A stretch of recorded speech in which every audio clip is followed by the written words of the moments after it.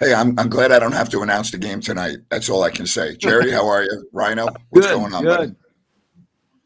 What'd you guys think of everything that happened this week with the Kings, Jerry? Well, I'm probably a little more optimistic than I should be, I guess. I think they got since they got LaRavia. I mean, they've got three, good players. I mean, Levine's a star type player. He didn't play like it the other night, but that's to be expected. I mean, certainly Valanciunas is going to be, I think, a real plus if used properly. I think Coach Christie's going to have to get a little creative, and then LaRavia gives them somebody significantly better off the bench that can make shots and make plays. He's a solid player in Memphis on a lot of winners, so I like their roster much better. I mean, you gave up a real gifted player. I mean, that's always the downside on a trade. Who got the best player? Well, San Antonio got the best player, and he looked terrific last night. By the way, I watched him against the Hawks, and he was good. Yeah, Jerry, with the new players coming into town, you have a couple leaving, Colby Jones, Alex Len, most notably that we learned about today. How do you see Doug navigating the rotation in the starting lineup?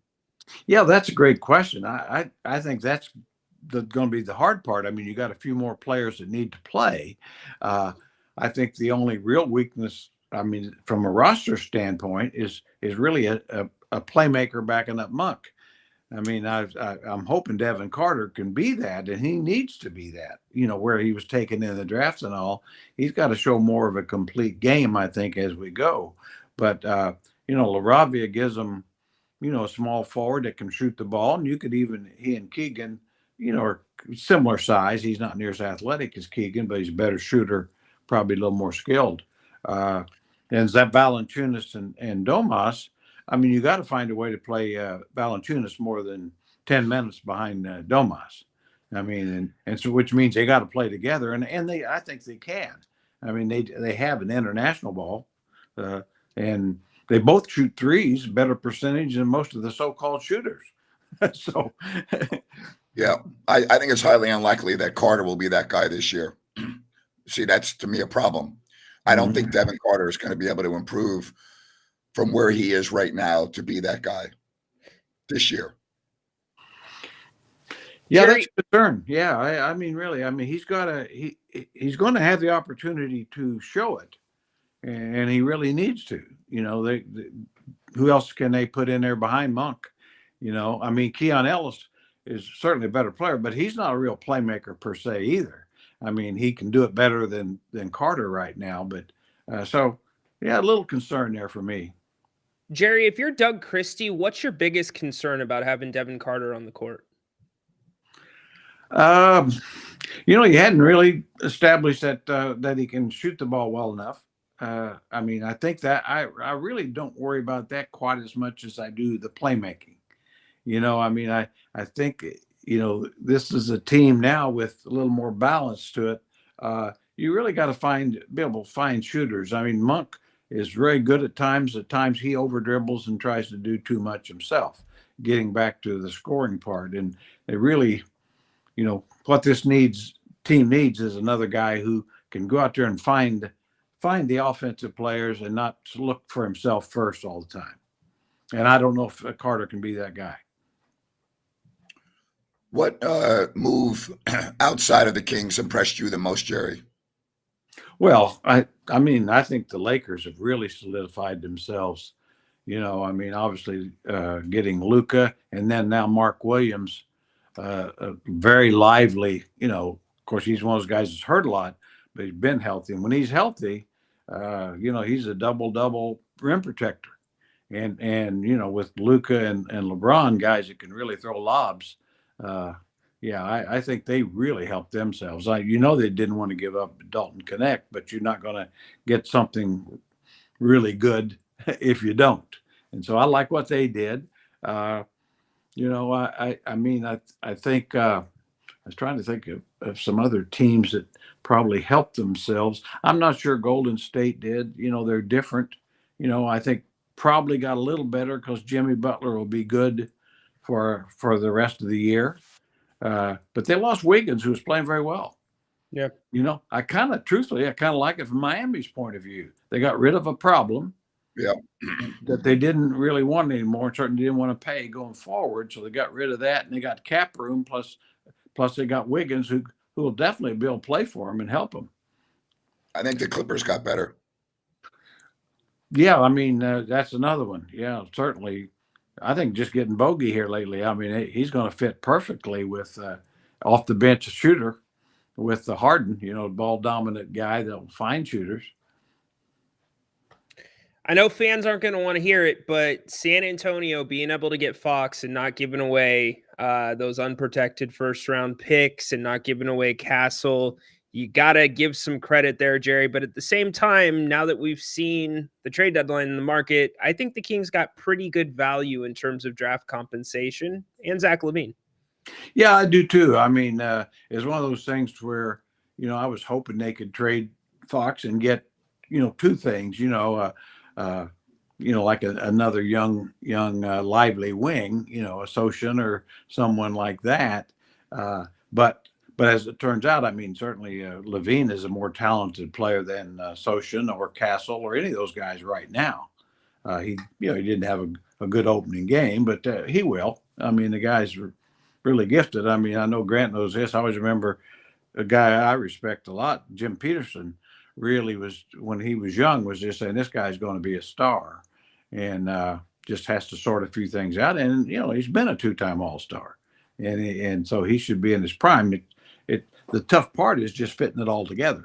I mean, I think we saw in the second half, or at least I did, between Monk and DeRozan and LaVine. I mean, a lot of ball stoppage, a lot of dribbling, a lot of and against good defense, which we saw, not much good was happening. Orlando, when they have all their guys on the floor, they're a pretty damn good team. Oh, yeah. Early in the year, they had one of the better records in the East. And then, like I say, Banchero went down, their best player. Then later, Franz Wagner, their second best player, goes down. And Jalen Suggs, their third best player. And they've got depth and length, athleticism. When Wendell Carter comes off your bench, he'd been a perfect guy for the Kings, a young big that can stretch the floor and rebound and play defense as a center. I mean, which that's his basic position. But, they got high lottery picks coming off the bench. Yeah, and if they got to play all their home games at the G1C, they could probably win a championship. 82-0 probably, wouldn't it? Tonight, you're taking on a team that's won 9 of 10. Jerry, what the hell's going on in Portland with the Blazers? That's a great question. I mean, I think we're starting to see a couple of things happen. I think Coach Chauncey Billups he moved Scoot Henderson to the bench, and Scoot's playing very well that way. I mean, I think he's starting to show why he was drafted where he was, or at least somewhat close to it, because last year he wasn't good at all. And then I think maybe he's reached DeAndre Ayton. There again, DeAndre, nobody questioned it. He's got talent, but, he kind of a hit and miss kind of guy. I think the fact they drafted Klingon, the big 7'2" kid out of Connecticut, maybe spurred him to kind of get with it, and which makes me wonder one of those guys may be an interesting trade bait at some point. And, but they're, I think as much as anything, a couple of their young guys, Shaden Sharp is definitely playing better. And they've got pretty good depth, and to probably what Ryan doesn't want to hear is they're actually playing a lot better defense. You're spot on, Jerry. And they're getting better looks offensively in the last 10 games. They're shooting it at 47%. So when you see buckets go through, you're playing good defense, you're young, gives you all the confidence in the world.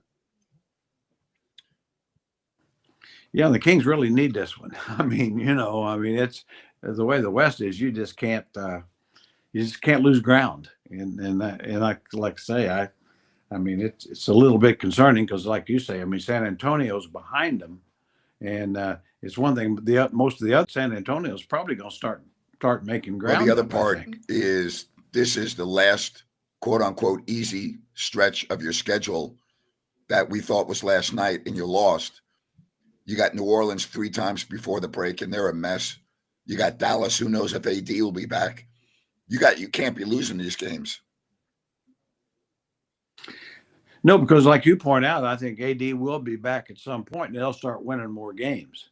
I think that's also true. So, Phoenix, I thought they were on the right track, but I'm not too sure by not doing, bailing out for Jimmy Butler. I think they might be better off. They might settle down and still be kind of in the mix. You'd have to think with Durant and Booker knowing that it's kind of their show now, and Bradley Beal knows he's an off the bench guy now.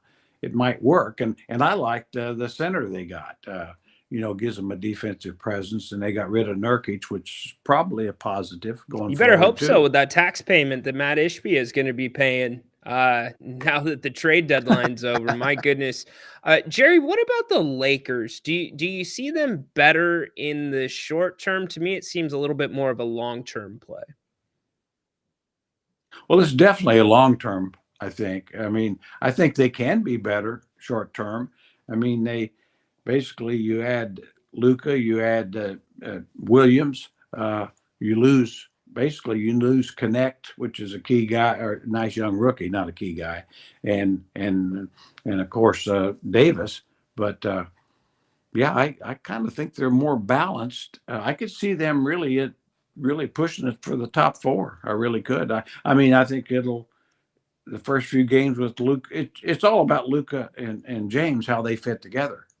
That's really it. If they fit and click like Luka and Irving, Kyrie were at the end of last year, boy, it could get rough in the West. The other part with Luka, we're talking about a calf, not once but a few times this year, so that's going to be a concern the rest of the season. Yeah, well, injuries are probably going to determine who really makes it. You look at a team like Oklahoma City; they've been really had great health. Jalen Williams is the only key guy out any length of time. So when you get ready for the playoffs, just you're going to have to look at who's really got 80-90% of their key guys healthy and ready to play, and I think that'll have a lot to do with it because a lot of these teams are close in talent. A lot of questions, gentlemen, now that the Kings have some most open roster spots, the point guard issue that we've talked about, to the buyout market. You've got some guys that are going to be there. You have teams not able to sign them because they are in the luxury tax. Jerry, do you see the Kings turning to the buyout market? And if so, are there any names that are appealing to you? Well, there's not particularly now. I think there will be maybe that I haven't heard of, but yeah, the Kings need to be looking into that, or because I think they need somebody. I just think there could be a Trey Jones or somebody available at some point. Even a Delon Wright, a guy like that could help this team, a skilled guy that can play limited minutes. A guy I'd love to get, if they could get him, and I don't think he'll be available, is Scottie Pippen Jr. He's really close to being a starting point guard now, and I think if it wasn't for the fact that John Morant, you can't count on him being healthy all the time, you might have a chance, but you probably don't. I'll tell you, if Malik Monk goes down for any period of time, the Kings are in deep, deep trouble. Yeah, I think his loss would be the same as Domas at this stage. Just because now the Valanciunas is there, you can fill that a little better. But I don't know what you do with that Monk. Well, I'm not even sure. You bridge it over right now, even when he's out of the game, with DeMar, a little bit of Zach LaVine, a little bit of Keon.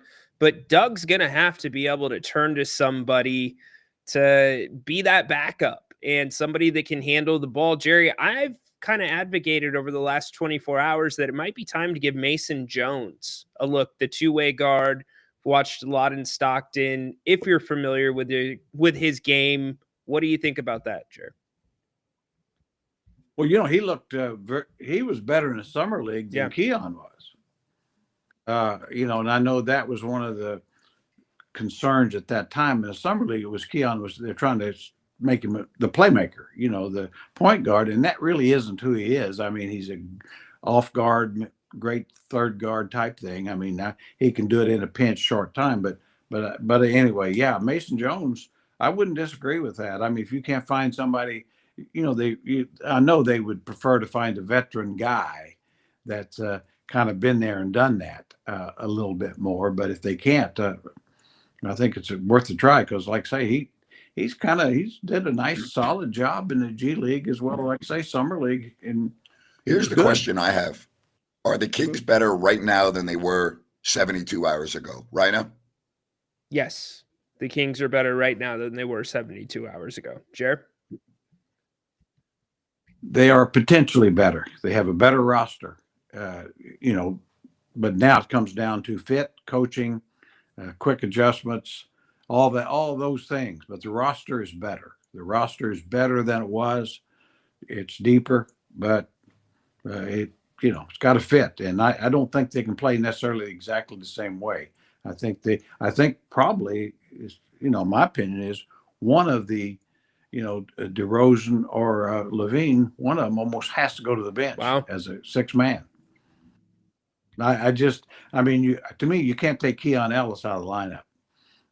You need him in there, as a guy can make threes and ball mover, and it's no disrespect to those guys, but to me it would be DeRozan because Levine's younger, and might as well move on with it. But he's going to play. Whoever comes off the bench is going to play 30 minutes. But I just think you're going to have to balance this. The problem with that is they're used to playing 40 minutes, and they've never come off the bench before for all intents and purposes. Wow, that would be interesting. Yeah, it's absolutely right. But we've seen probably as good or better players than them do it. I mean, Vince Carter did it. As his career was winding down a little bit. Andre Iguodala, many-time All-Star, goes to Golden State and comes off the bench and makes them better. Ginobili, maybe the best example, Hall of Famer. And so, it wouldn't be, like I say, Ginobili is the greatest example, but it wouldn't be a real come down for those guys. It's something that they're going to have to deal with probably at some point. If in fact you're DeRozan, who's terrific, he can still score, and you'd almost, if anything, what you'd really like is him to be fresher and healthier. The bottom line is the Kings are still a bad, or not maybe a bad, but a poor defensive team. And if you don't have Keon Ellis on the floor, that's a problem. Yeah, you don't really, other than Keegan Murray, you don't have, if Keon's on the floor, you don't have anybody who's what you'd consider an average defender. Spot on. Completely with you there. That would be a big adjustment. We'll see what happens. And big game tonight, guys. A big game tonight after the loss last night. Back-to-back, shorthanded against a hot team. Yeah, and they're getting a hot team, tonight. And, I guess Valanciunas will play, so we'll see how that plays out. I really do think a key is going to be if they can figure out a way for Domas and Valanciunas to play together. And I know they can because they've done it and done it very well, but it's going to have to be a little creative. And, we've talked about a little bit, I think, Ryan and I, is, certainly they can play a lot of high-low action in certain circumstances. Defensively, which I think would be the key, play more zone when Valanciunas is on the floor, and you could play, and Domas certainly will give the effort on the wing more so than probably anybody else other than Keegan. And so I think you could have a pretty good zone with that lineup. And right now, if you got Valanciunas or Domas shooting corner threes, I feel pretty good about that. Jerry, how does Trey Lyles fit in with these guys? Well, there again, he's to me, the way what's going to affect him is he's no longer going to be playing small ball center very much. I think that's so he'll be playing a lot of four, and maybe, So I think his minutes, Keegan's minutes will probably be the guys that will be affected. The other guys probably not so much. Like I say, even if one of them goes to the bench, their minutes won't be affected. It'll just be different ways of getting them. What do you expect from, Valanciunas tonight? Could he play 25 minutes if they need him? Yeah, I think so. He was playing, I always say that I'm a conspiracy nut, I guess, but I'm convinced that Washington wanted to trade him because they were starting to win games. Once the second pick in the draft they had was a center, Sarr, who was terrible. I don't know. It's kind of like our second round number 2 pick Bagley and the Warriors' second pick Wisman. They're bouncing around like rubber balls now. Both franchises set back dramatically by that.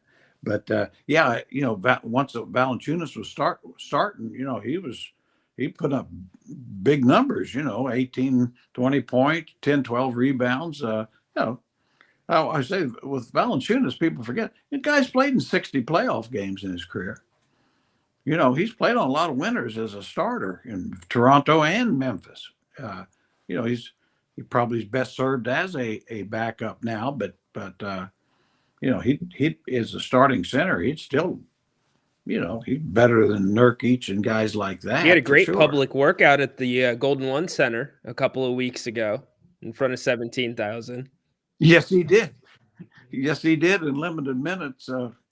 Was more than pretty darn good. Jerry, do you think so? Doug Christie, 2 questions here, talks a lot about wanting to teach the guys how to play instead of teaching them a play. I know we've talked about the high roll or the high low, and you talked about coaching changing a little bit. Could this be a situation where Doug's going to be adjusting the starting lineup and maybe floating guys around depending on the matchup and the team that play the rest of the way out? I can see that. It's like anything. You'd like to have a set lineup, but I'm not sure that the Kings can afford to do that. I think as much as anything, he just got to find out who his 8 guys are going to be.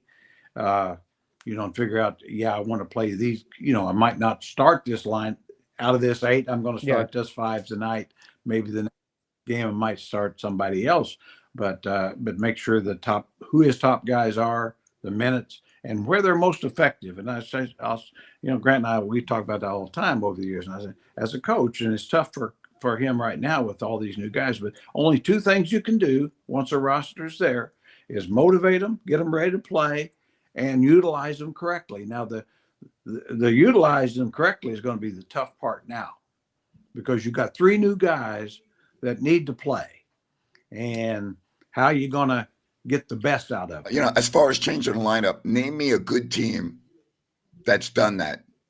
I think, Jerry, I agree. You take your 8 guys, that's your rotation. That's how you do it. And can you make a change? Yeah, of course you can make a change, but I don't see it changing based on matchups, Rhino. And the reason why I say that, I'm doing this off the top of my head, I don't recall a team that's been good doing that. Yeah, it's kind of like having 2 quarterbacks. Right. I totally get that. Absolutely.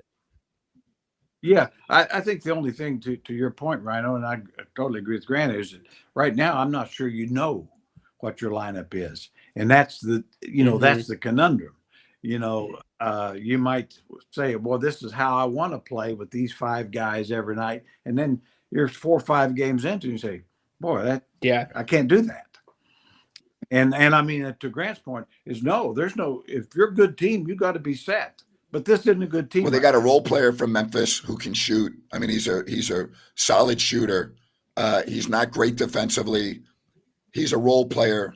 He'll find his role. He'll fit into that. And again, he's a solid shooter. So that is going to help the bench. Yeah, what he does. He's to my mind, he's significantly upgraded. No question about it. He's a better basketball player who can shoot. Just as good a shooter. Certainly Dougie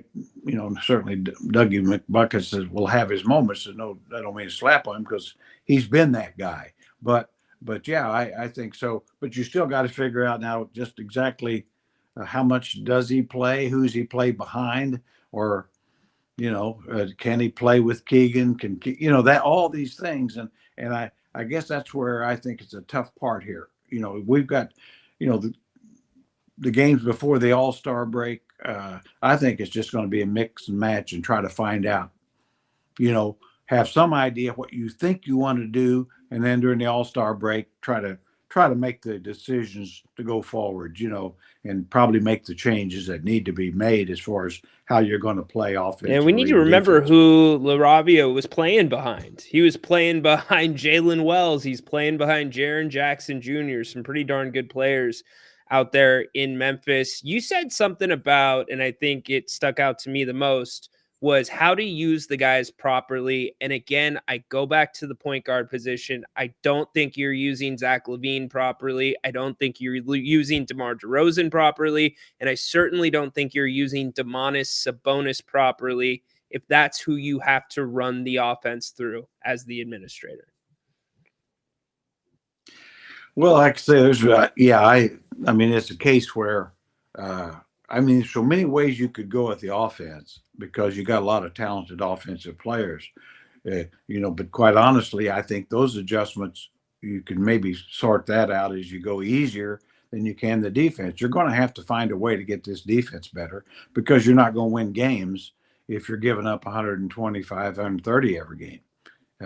You're whatever changes you make in offense, probably not. I want to get to this. The reason why I said that is one of my best friends is the radio voice of the Memphis Grizzlies, Eric Hasseltine, who watches him in practice every day and watches him every night. And he told me that he's not great defensively. He said he's a solid shooter, role player, not great defensively, very good dude. That's why I said that. He would know a lot more than I would because he watches him play every day. One thing I would say, just about him, and not him in particular, but the Grizzlies in general, they're really well coached defensively. I mean, and they plug, it's like they're off the bench guys, Sante Aldama. I just love that guy. Be a perfect guy for this team. But he's not a particularly athletic guy, and yet he's tall, long, but he knows how to play positioning, angles. You see that with Jake as well. Smart. Hey, he's a Hoosier. He's from Indiana, so he knows how. Come on. Never heard of that. There. What state was that? Indiana. Now, I'm a little pissed at him because he went to Indiana State out of Lawrence Central High School for 2 years and then transferred to Wake Forest. Indiana State had a pretty good player at one time, did they not? They had a player. Okay, I was just saying. So he could have stuck it out. He could have stuck. Jerry, Mike Woodson's taking it on the chin right now. Yeah, I don't think Woody's going to make it. I feel bad about that, but they just expect a lot better. They certainly, and I think they have a right to expect to be a top 20 team every year, and really for the not just Woody's term, but before they've really gotten off the rails, and so I don't know what they're going to do, but I think Woody is, to my mind, has always been a better fit in the professional ranks. De'Aaron Fox put out an interesting tweet today, alluding to the Kings' dysfunction, and as if he said it's all my fault. You all can do whatever you want when De'Aaron Fox comes to Sacramento as a member of the Spurs. Personally, I would boo him, but that's me. I'm a New Yorker. I am so disappointed in how everything went down with him. I think he checked out this year for the most part. I think he checked out somewhat last year. I acknowledge he's a very good player, but in watching his media sections since he arrived in San Antonio, just the way he looks, right? Body language. Yeah. That's not the De'Aaron Fox that was in Sacramento this year. The Kings opened up their checkbook when it was time to give him a new deal, made him a very, very, very good contract, which was at that time his max. They brought in an all-star in DeRozan. They made a trade to get an all-star in Sabonis. And I'm fine with a player that wants a change of scenery, but I'm not fine with a player that while that's going on, is not all in with a franchise that is paying him over $30 million a year. I am so disappointed in De'Aaron Fox and what he had to say this week, his tweet today. And again, I acknowledge he's a very good player, but I didn't see that De'Aaron Fox this year as much as I needed to see him, and that bothers me. Well, it sure bothered me once he went with Clutch Changed Sports. everything. I thought that was I thought it changed at that point. I don't think we saw the same De'Aaron that we'd seen in years past, last couple of years before. And but you know, that's sadly that's the NBA. It's a bad look, You boy. know, It's a bad look. It's a bad look, you know. And I mean, I think the commissioner has been over backwards to a fault for the players, and I mean that I have no problem with them making the money, but it does seem like that once guys sign contracts, they ought to be a little more cognizant of feeling an obligation. The one thing that was very clear from Monty McNair's press conference yesterday was that there was no agreement in sight for Fox. Reading between the lines, that means De'Aaron Fox did not want to be in Sacramento anymore. Doesn't matter what De'Aaron Fox says. Our eyes told us he didn't want to be in Sacramento anymore. And Monty pretty much acknowledged that by saying that they had many, many conversations and that a deal was not in sight, that it was not imminent and it wasn't going to happen. Well, like I say, I think signing with Clutch Sports was such a key to that because that's been their mode of operation. You know, when you see guys change agents, like Anthony Davis, or there's some other examples that usually trades, free agents, things go they go the other. Well, I'll tell you right now, direction. people say I'm crazy for booing him. Say whatever you want. I'm telling you, I would boo him. And I would also tell you, in my years of covering De'Aaron Fox on a night-to-night basis, there were few players that I had more respect for than De'Aaron as a person and as a professional.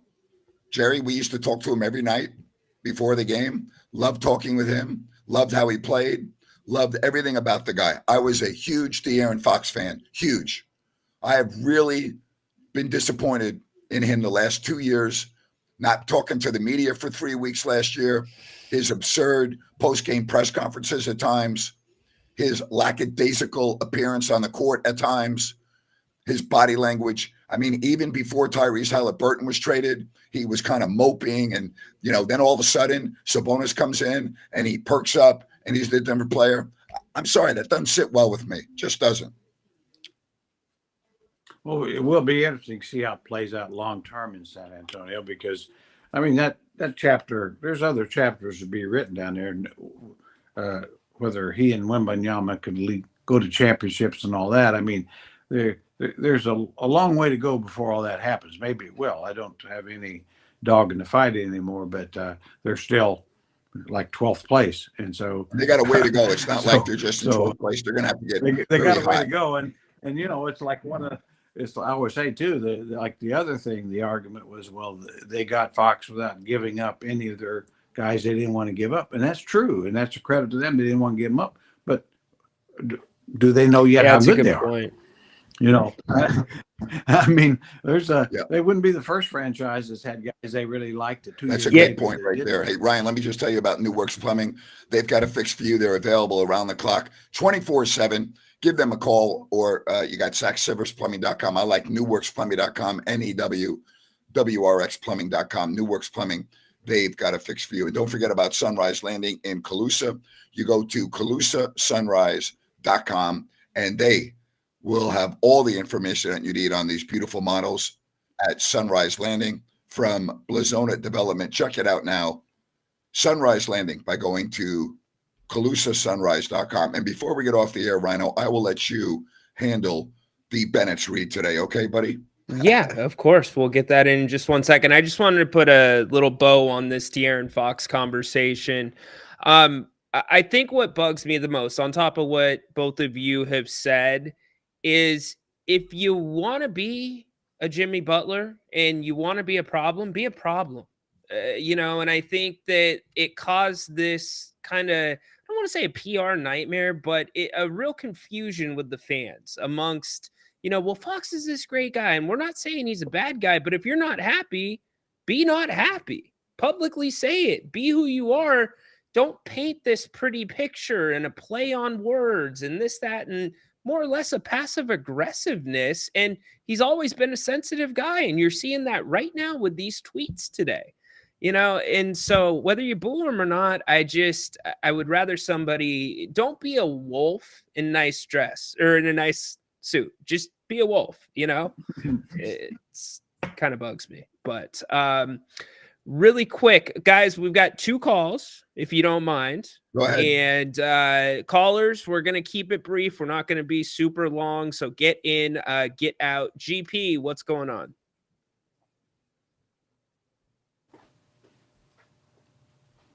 GP dropped off. All right, Baki. Oh, man. Hey, very good evening from Serbia. Better lines Hello, from Baki. Serbia than from the States. Thank you, Rhino. Thank you, Grant, for having opportunity like every night to talk to you, and great honor to be with you again, Jerry. Nice to have you in the chat. Thank you. So, okay, let's be short. Very interesting how every night I cannot say I disagree with one of you and I agree with another one, because I agree with all of you. Great, really great point. The last one from you, Rhino. I mean, if the guy want to be, as you said, the problem, be whatever you like, but just be you. You're going to be more pressure like being like that, but trying to act something. So, and back to Grant's words, acting like that. I mean, if you ask me if I will boo Fox if I see him, I mean, I will not do that, because who am I personally? Me, Baki. I'm nobody to boo him. But I understand Grant. He's the one who can boo him all day long, because he's this close to the club. All those years, Jerry as well. Also doing the like a representative, like a journalist, like a man from the media. If you disrespect the media, like Grant, you said a lot of time what Fox did with the media, with interviews, not giving the interviews, giving the bad interviews, short interviews. I mean, this is not how you respect your club, your people in or the stuff. I mean, while you're being in Sacramento, be in Sacramento, be with the team, be the best you can, and do all the best things you can do. I mean, if you ask me, I'm not the one who was cheering for the Fox to be traded. And I don't know if Fox is better in Sacramento than Levine. It will take time, as you, Grant, said. It will take time to answer that question. But I don't know. All in all, I'm not satisfied how Fox represents Sacramento in these 7-8 years. He's a great player. I mean, I'm not. He's a very good I'm player. more I don't think he's a great I'm player. He's a very good player. Okay. I'm gonna correct myself. You're right. He's a very good player. We're gonna separate those two. He's not With a a great chance player. to be He's very good. with a caveat, with a chance to be great. Yeah, with a chance. I mean, he was very good in Sacramento and doing great stuff. And we know how great he can play. I mean, if you take Fox's best play he can produce and Levine's best game he can produce, I don't know if you're gonna pick Levine in those two situations. I don't know. I would like to hear from Jerry. But okay, let's not stay that long. Okay, I'm not gonna ask. We have a lot of calls. We want to get to it. If you don't mind, can you ask a question and then we'll be happy to answer it. Well, okay, I'm not gonna ask a question. I'm gonna shorten more, and I'm just gonna say I'm gonna say bye to you and have a great evening. You guys with the game. Thank you, Baki. Appreciate you, Baki. Take care. Good job. I'm pretty sure one thing we might not agree on booing Fox. One thing we can agree on is nobody is booing Bennett's American Cooking. Prime cuts of seafood and steak, 3 locations in the greater Sacramento area, Roseville, Rockland, Howe, Fair Oaks. Nothing better than the New York Prime there. Too heavy? Don't worry. Get the Redfish, one of our favorites on the menu. Not to mention, they've got a different special going almost every single day. Happy hour, 2 to 6 o'clock. Prime rib on the weekends, Friday, Saturday, Sunday, and weekend brunch, 11 to 2 p.m. All 3 locations. All you got to do, go to Bennett'sRestaurants.com. Making you hungry yet, guys? Yes. Yeah, Yes. figured. Get to Bennett'sRestaurants.com. You can make your reservations. You can look at all the specials, view the menus, buy gift cards, put your orders to go in and more. Big thanks to Brian and the team at Bennett'sRestaurants.com for sponsoring today's Roundtable with the Kings. The other part of Fox alluding to the dysfunction of the franchise, which has been a repetitive theme for seems like forever. So, I mean, if you're going to, I mean, like, what's the purpose of doing that now? Like, what are you gaining by that? Well, he clapped back at somebody. He did not start the narrative, but he responded. He bit. He took the bait. And my point is, like, why? He's making $35 million a year or whatever the hell he's making. He's exactly where he wants to be. Move on. Yeah, I thought Halliburton has done some of that in his early years at Indiana, where it wasn't necessary. I mean, I understand he was hurt and a terrific young player, but he was traded to a spot that was better for him, where he could be the lead guard, and certainly he's had success. And it's like everybody gets their feelings hurt once in a while. You gotta but if it actually works out better for you, you probably ought to be willing to admit that hey, this was a better. It may have hurt my feelings at the time, but I'm now no doubt. Better you know off. what? My bad, Progressive. We missed a super chat. This was a conversation earlier today, gentlemen. Do you think Isaiah Thomas has anything left in the tank for the Kings? Obviously not. He's been worked out by many teams, has had many opportunities, and has not been able to stick with any team. And I hate to say that because I love the guy.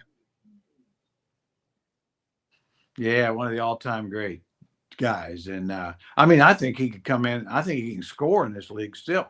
I mean, he goes out in G League and gets 35, 40. It's the other part of it. He slowed to where he was, basically he was a below average defender at his best, and now that just from he doesn't fit the team's need, Jerry. They don't need offense. They need defense. They really, I mean, in other words, I wish he could be the guy. I truly do, but I think the ship has sailed. Ship has sailed indeed. All right, last time we're gonna give GP one more chance at it. GP, welcome on with Grant and Jerry. GP is never ready to go. Get rid of GP. With the guy just one time, be ready to go. Hey, don't forget about a rant with Grant coming up on the postgame tonight. It is brought to you by EDH Motors, Automotive Reimagined. Just go to edhmotors.com. You'll get all the information. David and Adam, 2 guys trying to do something different and better. You go to their website. If you don't see what you're looking for, no problem. They will get it for you. You'll take delivery at the Auto Lounge at the El Dorado Hills Town Center. This is a long overdue new concept. Join me on the postgame show for a rant with Grant. Seriously, has GP just one freaking time ever been ready when we go to him? He's never ready. Okay. So GP, what the hell are you doing? Hey, take it easy on GP. You know why? He's respectful. He doesn't want you to hear the background noise of the car. He waits till he's called upon and he takes it off mute. Today, he just happens not to be ready. He might be delivering a package. He's never ready. GP, okay. We can't put GP in that category. We can't do it. By the way, I see you, BG, going to Bennett's again tonight for the second time. Thank you very much for that. Appreciate it. Tell him that you heard about him here on the channel. What am I supposed to say? Well, I don't know GP, but man, he's. I'm sorry, GP. I don't know. I think Grant's unfair to you. I'm telling you right now. I'm on your side. Hey, how you guys? Jerry, I'm working on my voice. When I raise my voice, it makes my voice stronger and better. So I'm just using GP as a way to make myself better. Yeah, there we go. Oh, Yeah. Okay. Well, in that case, he can take it out. He Yeah, can take Jerry, it just be glad you don't know PK. All right. Hey, All right, boys. Baki does have one question. Baki, go ahead, buddy. Baki, you have a question? I remind myself about the question. So, excuse in this situation when you have new players inside your team, I would really want to know, Jerry, as ex-coach and those coaching stuff, what would you force towards the end of the season? Would you take on the forcing the offense, forcing the defense, or you gonna be balanced? That's my question. Well, that's a great question. I think in these circumstances, I think you have to be balanced because the defense is really a strong issue. I mean, obviously, the offense is very important because you got new guys and they got to fit in. You got to make adjustments to your offense. So you'll have to change a lot of things. But then go back to square one. The defense is just not quality defense right now. You're not going to win with the defense at the level they're playing. So you're going to have to make decisions with the new players what they could do best. It may mean, more of a balanced zone, possibly play a little more zone when you go big, a half court trap. But I mean, that will be equally as important. And so that's a real problem for a coach. But I think with it probably can't be addressed until the All-Star break when you've got several days to really focus on making changes. Until then, you're just trying to mix and match. Thanks, Baki. I actually Appreciate wanted it. to know. Oh, sorry. I'm going to wrap this up so we can get ready for Rhino. You got the pregame show at what time? 6:15. We'll be here getting you ready for the Blazers. Jerry, we'll talk to you at halftime, buddy. I will be ready, and I'm going to bring it at halftime, and I hope for once you guys can bring the thing home, get down on you. Yeah. I may have to boo you two guys. I'm used to it. Please do. It Bring would it make home, me feel at home. Thank you. Boo me. Yeah, I was going to say as a New Yorker, yeah. Hey, my family members boo me. Why not you? Oh, well, I get that too. So, I need a little beam tonight. So we'll all be ready to do it. Good job, Rich. Good job, Rich. At Bennett's now. Yeah, we love it. We love it. Rhino, we'll talk to you at halftime. Have a good pregame show, buddy. Thank you, gentlemen. Can't wait for it. So long, everybody. Talk to you.